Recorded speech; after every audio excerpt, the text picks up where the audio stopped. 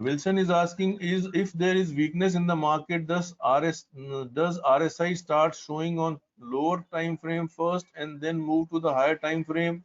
No, it has not to be seen like that. At any given point of time, whenever a time frame gets completed, for example, people start looking at 75-minute RSI before the 75-minute candle closes. So whenever two time frames have completed candles, for example, 75-minute has a completed candle and 15-minute has a completed candle, then you compare the two, and broadly speaking, if both the RSIs in both the time frames, they are showing divergence, then weakness is confirmed.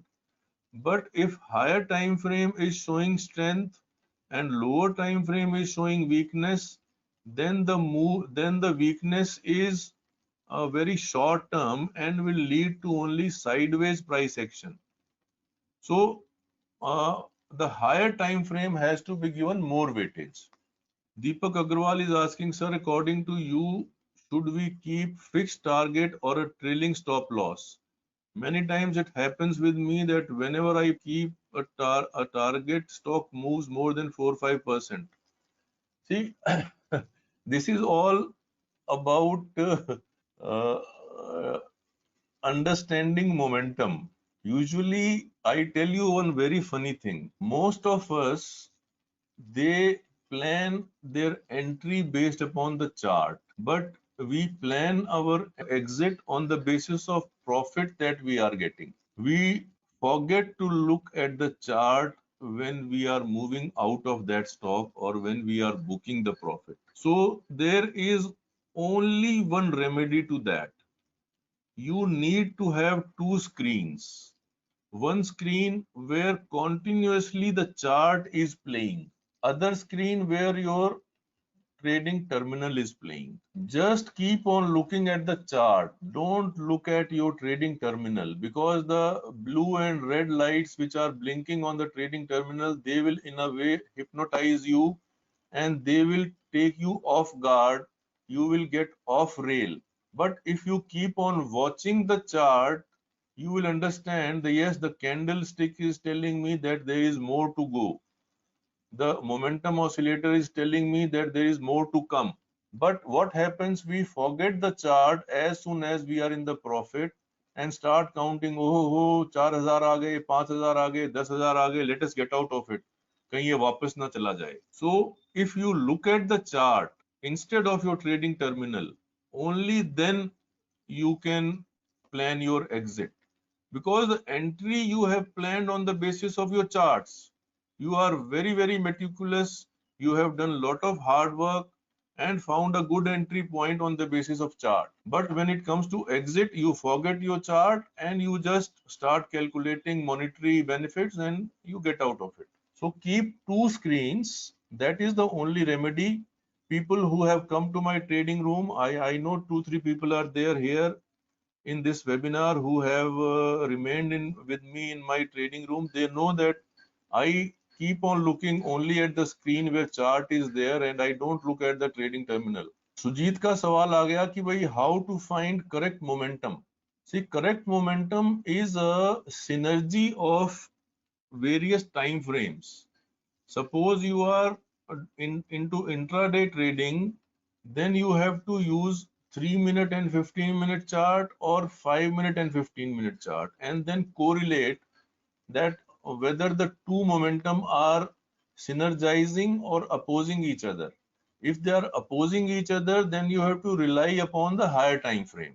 That is the only way. You have to understand that synergy and then only you have to do it. Deepak Agarwal ji, are you satisfied with the answer? Is it helpful to you? Okay, he has written yes, sir. Now this gentleman admin, who is this admin? Who is admin other than me? He's asking how to read OI, open interest. I have been sharing my open interest studies both in Telegram group as well as in on Twitter and even on Facebook. I'll show you how we can see the open interest. See, this is the open interest table which is available on the NSE site. You can use some paid softwares also which keep on plotting graph or the chart of the open interest as well. Now you see wherever the price is trading, for example, currently Nifty is trading at 11,175. So you nearby this particular price, you look at the strike. The 11,100 strike on the put side is here. This is the new number which is getting added today, and here this is the total accumulation of numbers carried forward from yesterday onwards.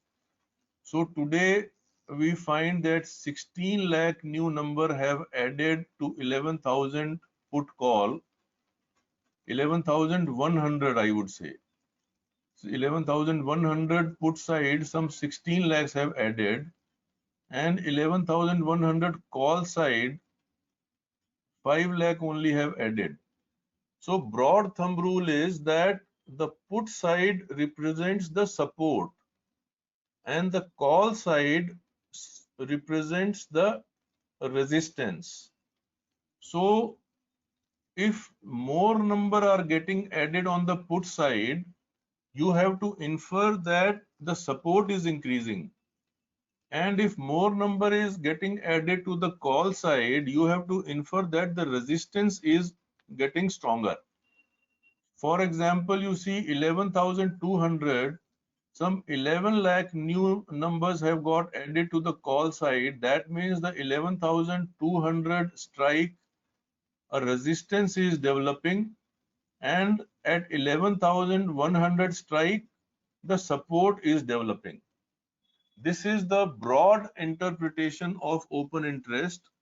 You have to work more on this information and continuously observe it, because this open interest, it changes very fast. If you suppose for 2 hours you do not notice what the open interest is doing, then you may miss something. Deepak Pradhan is asking, good afternoon sir, for today there were two stocks in my shortlist, Canfin Homes and M&M. Canfin Homes failed on the breakout and M&M worked. Any way we can identify which would fail? See, which would fail, you never know.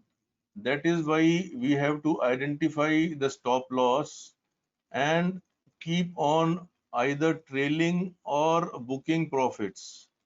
It is very difficult to predict which breakout will which sustain and which breakout will fail. The only way at the time of identifying the breakout is the volume. Whether the volume is extraordinarily high, then the breakout will definitely sustain.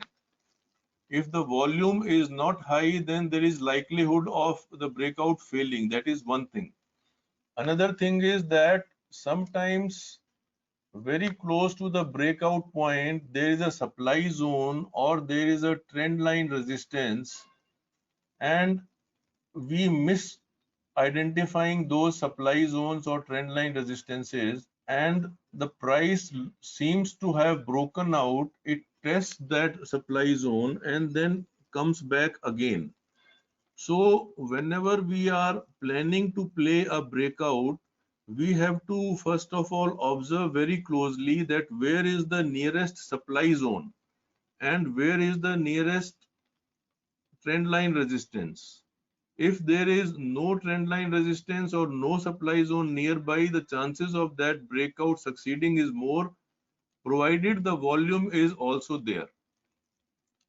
So in answer to you, you have to identify two things. Again, I am repeating. Number one, supply zone, whether it is nearby or far off. Number two, trend line resistance, whether it is nearby or far off. And number three, what is the volume accompanying that particular breakout? These three things, they help us in understanding better.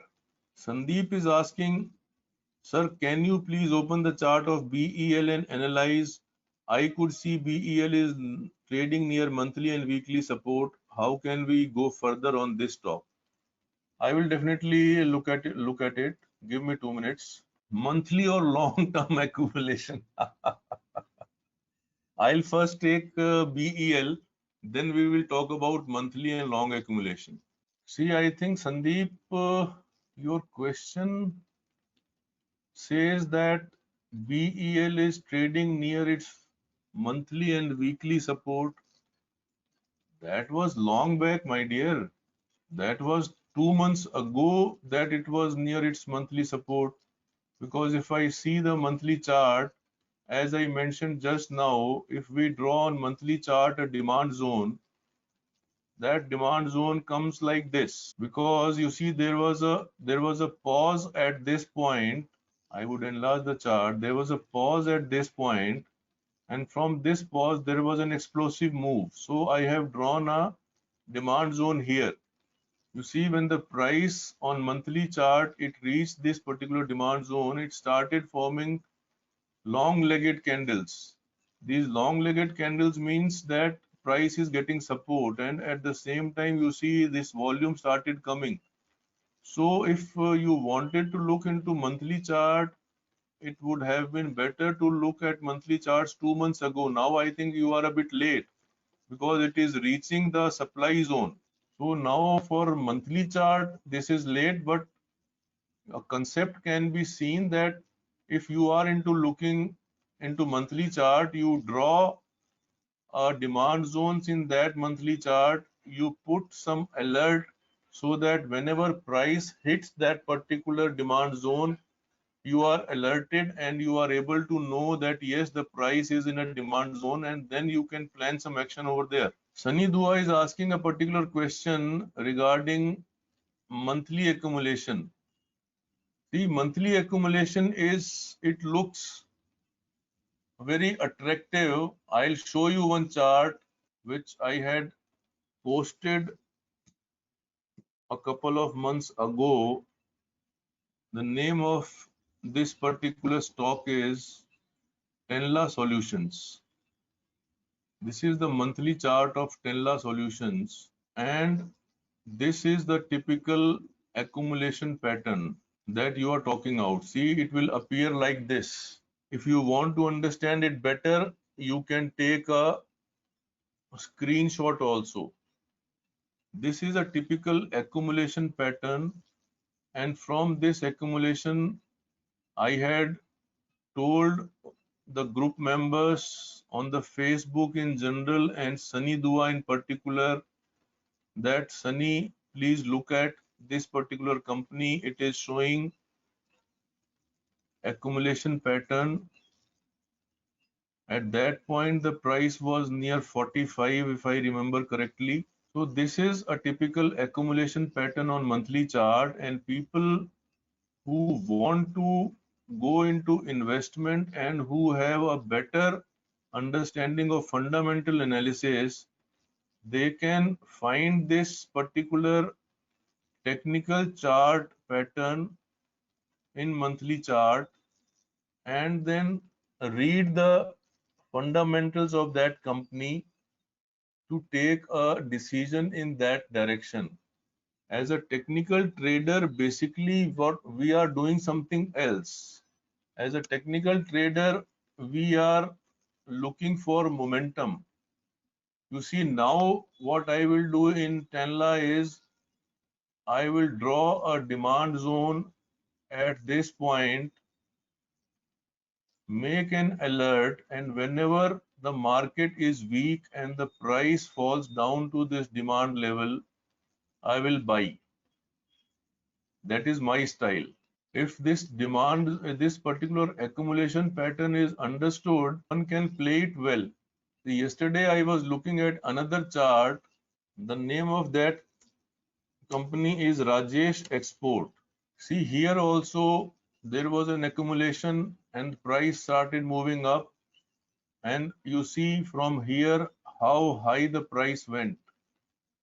From a level of 30, 35, it went up to 900. and from 900 it is falling again, and there was a demand zone marked by me at this point. I got alerted by my alerts that Rajesh Export has come into the demand zone. Now I convert it into a weekly chart. I see that the price is showing some little bit of divergence over here. Then I come to daily chart.